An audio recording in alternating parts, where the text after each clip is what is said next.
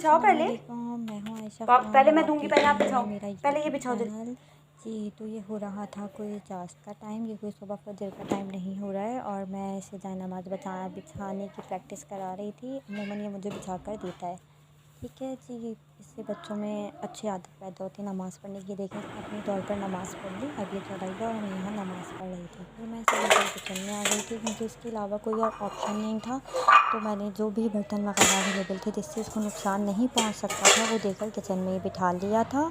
आज हमारे पास, जैसा कि हर किसी के पास हो रहा है, गैस बिल्कुल भी नहीं आ रही थी। तो मैंने बड़ी मुश्किलों से एक अंडा फ्राई करके इसे खिलाया और फिर मैंने सोचा कि अब अपने खाने की तैयारी कर लेती हूँ उससे पहले कि बिल्कुल गैस चली जाए और मेरा खाना बिल्कुल ख़राब बने। क्योंकि बिना गैस के तो आपको पता है चावलों का क्या हाल होता है और रोटी का तो और ही बुरा हाल होता है।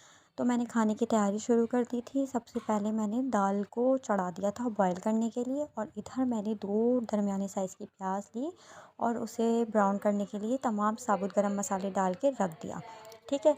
ये दाल मैंने बॉईल करने के लिए देखें चढ़ा दी और मैंने ये सालन वाला जो चम्मच होता है ना, इससे 1 चम्मच मूंग की और 1 चम्मच मसूर की दाल लेकर चढ़ाई थी। सारे गरम मसाले और प्याज डाला और उसको ब्राउन करने के लिए रख दिया। काफ़ी मुश्किलों से बड़ी देर बाद ये प्याज इस स्टेज पर आई थी कि ये ब्राउन होने के काबिल हुई थी, ठीक है। जब ये ब्राउन होने लगी तो मैंने इसमें अदरक लहसुन का पीस डाला और 1 सेकंड के लिए उसे भूना और फिर उसमें गोश्त डाल दिया।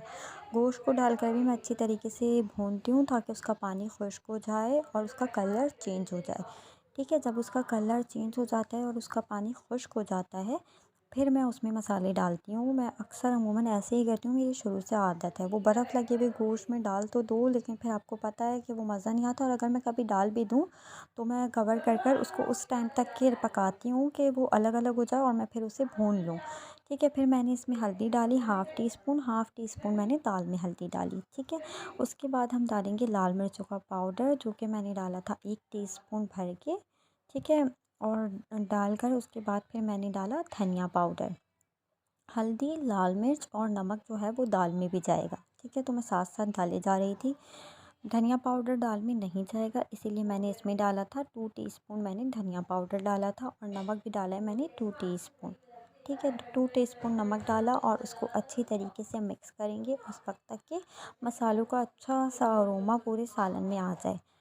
उसके बाद फिर क्या होगा आगे वो आप देखिए। पहले ये कुछ भी नहीं है, ये मैंने कुछ भी नहीं डाला है। ये वो जो थोड़ी सी मिर्ची बची थी वो ही मैंने उसमें डाल दी, ठीक है। उसके बाद फिर मैंने इसको अच्छी तरीके से मिक्स किया कि हल्का सा सालन का अरोमा जो वो मसालों का अरोमा जो है वो सालन में आ जाए। फिर मैंने 1 टमाटर काट कर रखा था उसे मैंने डाल दिया, ठीक है। उसे डाल के मैं अच्छी तरीके से मिक्स कर लूँगी कि टमाटर मैश हो जाएँ।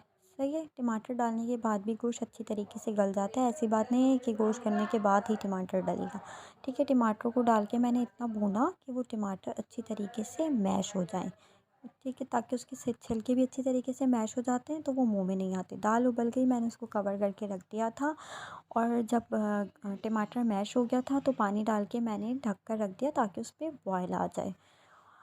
जब बॉयल आ गया तो फिर मैंने उस पे ढक्कन डाल दिया था।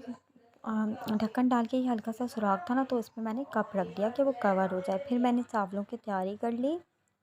चावलों के लिए मैंने ये किया था कि मैंने 2 टेबल स्पून जो है घी लिया और उसमें जो है तमाम साबुत गरम मसाले डाले। वो जब हल्की सी उसकी खुशबू आने लगी कड़कड़ा गए मतलब वो, तो फिर मैंने उसमें चावल डाल दिया। चावल डाल के मैंने नमक डाला अपने हिसाब से, जो आपको नमक सही लगता हो उतना नमक डालें और पानी डाल दें।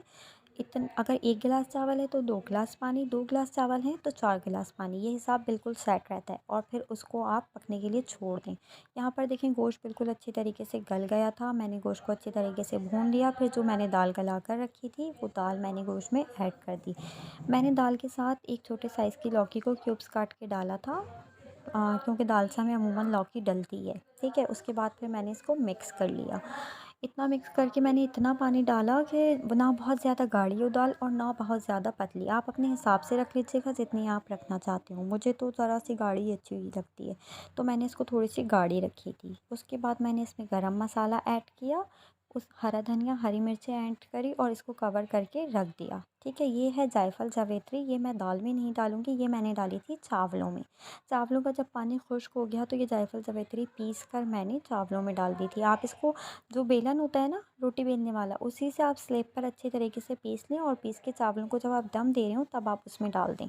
आप यकीन करें इतनी प्यारी कोई खुशबू आती है कि किसी पुलाव की ज़रूरत नहीं पड़ती, और फिर कवर करके दम पर रख दें। इस वक्त देखें थोड़ी-सी आँच जो है वो नॉर्मल हो गई थी।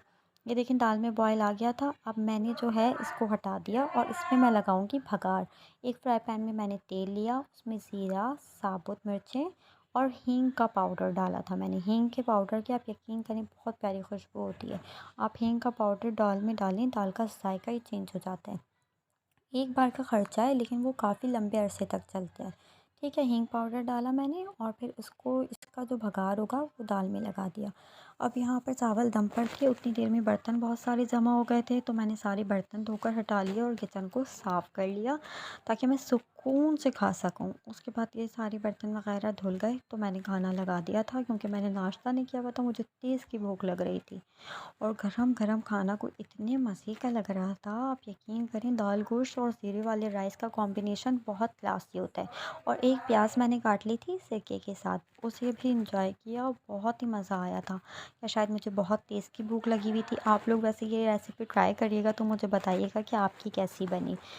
अपना बहुत ख़्याल रखिएगा, दुआओं में याद रखिएगा। मिलूँगी नेक्स्ट व्लॉग में। अल्लाह हाफ़िज़।